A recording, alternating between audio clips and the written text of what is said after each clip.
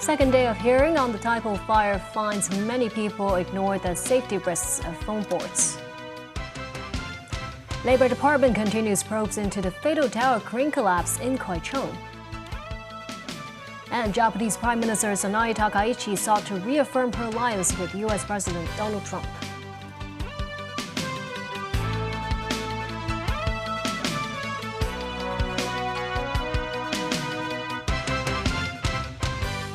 Hello and welcome to TVB News.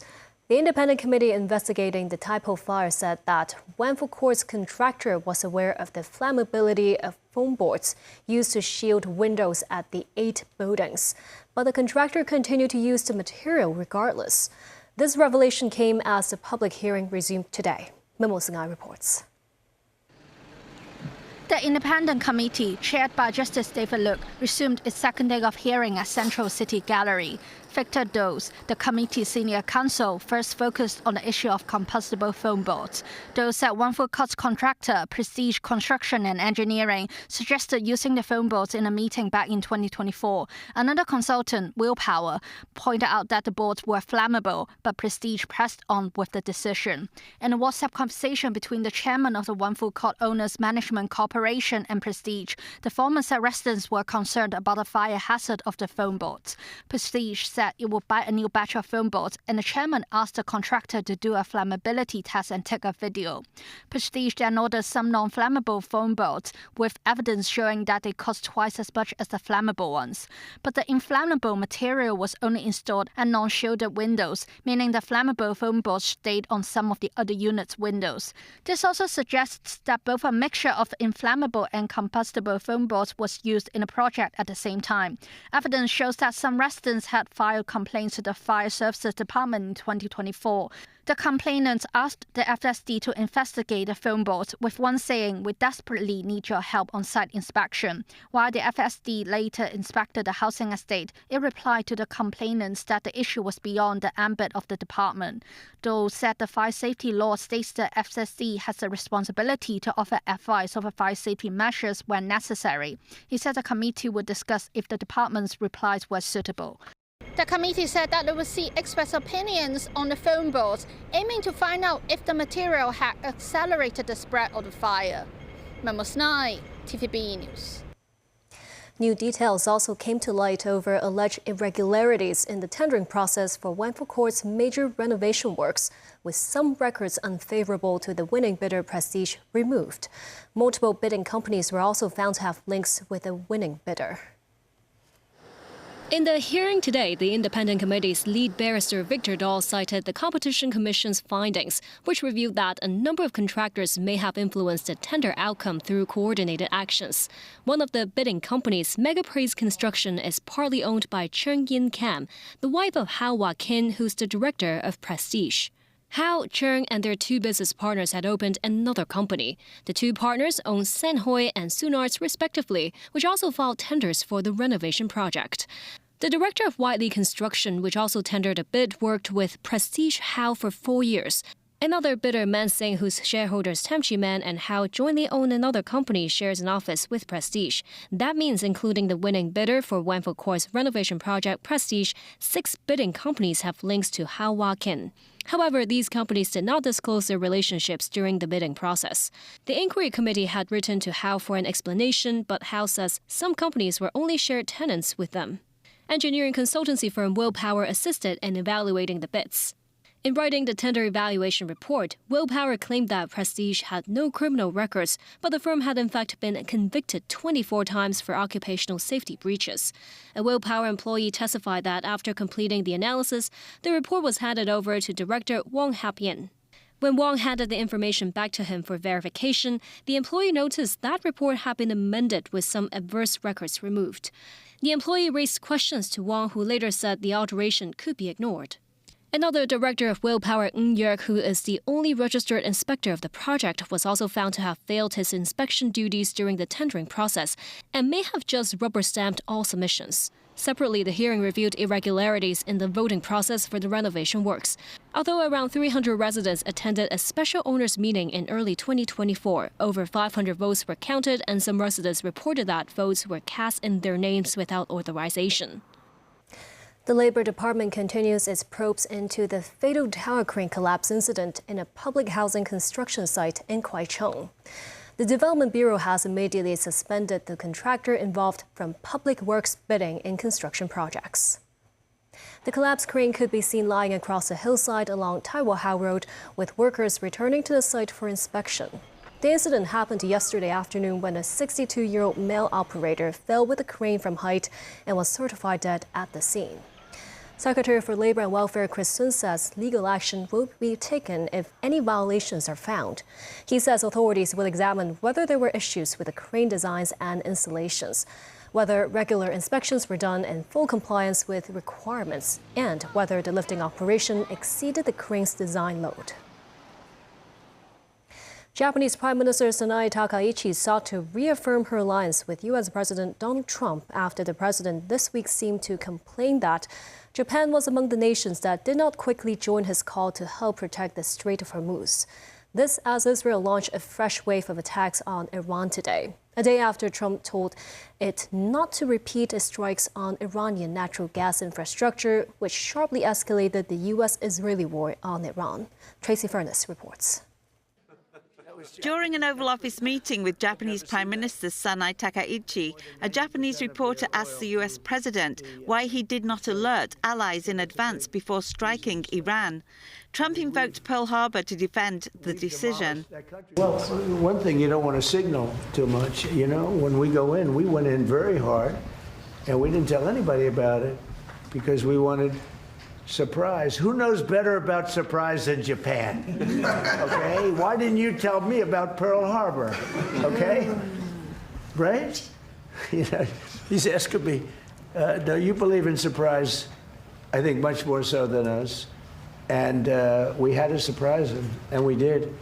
This is a Trump defense chief says the Pentagon is seeking $200 billion in additional funds for the Iran war. Well, as far as $200 billion, I think that number could move, obviously. It takes money to kill bad guys. The $200 billion request would be on top of the Pentagon's already sizable budget, which is more than $800 billion. And it comes at a time when the government is running a major deficit. The Congressional Budget Office found that the federal government's current spending deficit is at about $1.9 trillion.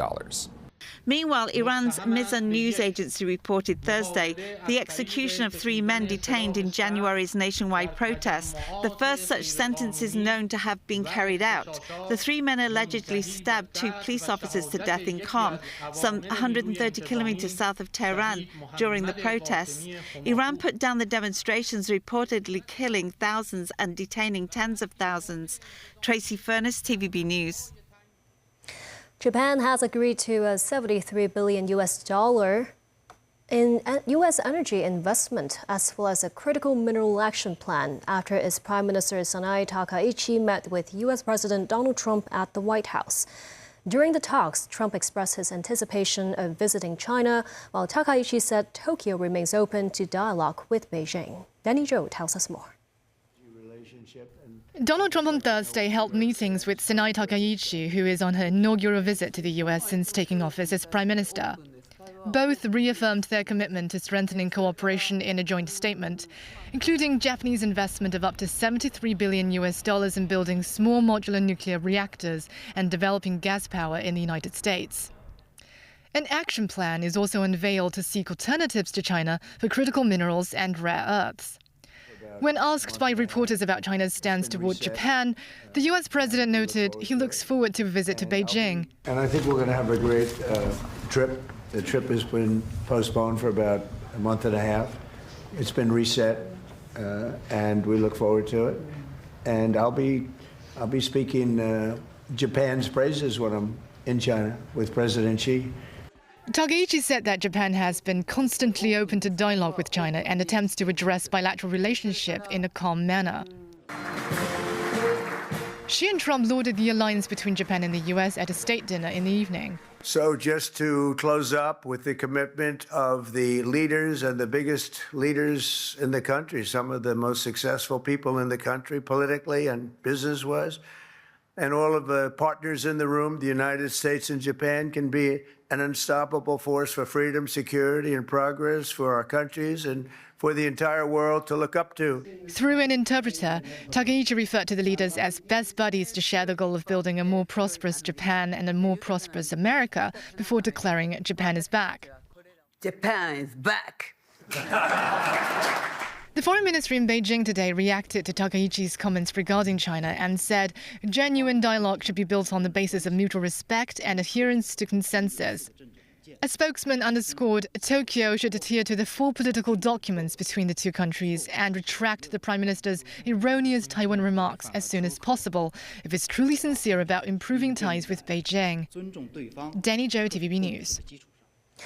Sources say a U.S. F-35 stealth fighter jet that is suspected to have been shot by Iran performed emergency landing at a Middle East airbase, while Israeli Prime Minister Benjamin Netanyahu pledged military operations against Iran would last as long as necessary. U.S. President Donald Trump said he had told Netanyahu to stop attacks on Iranian oil and gas infrastructure. Danny Zhou has the story.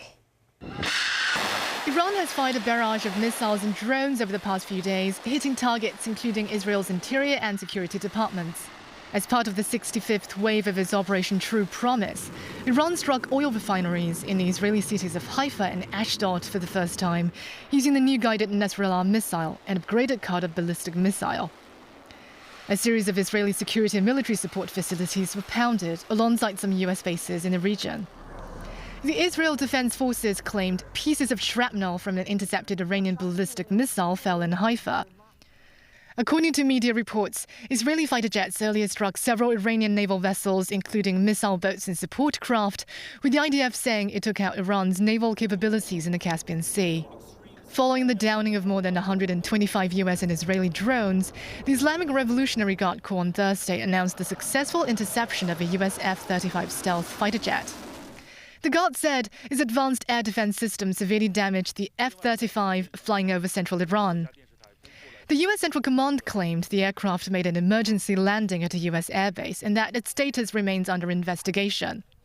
Iran has hit energy infrastructure around neighboring Gulf states, including Kuwait, Bahrain and Saudi Arabia, following Israel's attacks on South Pars, sending oil prices soaring. Late Thursday, Benjamin Netanyahu said Israel would hold off on any further attacks on the gas field at the request of U.S. President Donald Trump.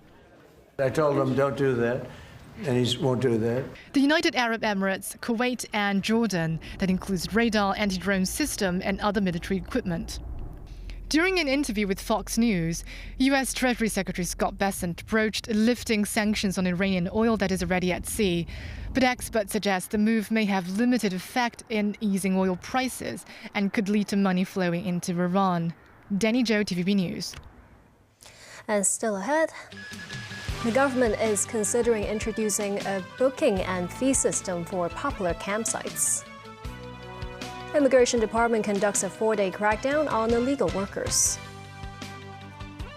And Ukrainian President Volodymyr Zelensky expects a meeting with the Americans on peace talks soon.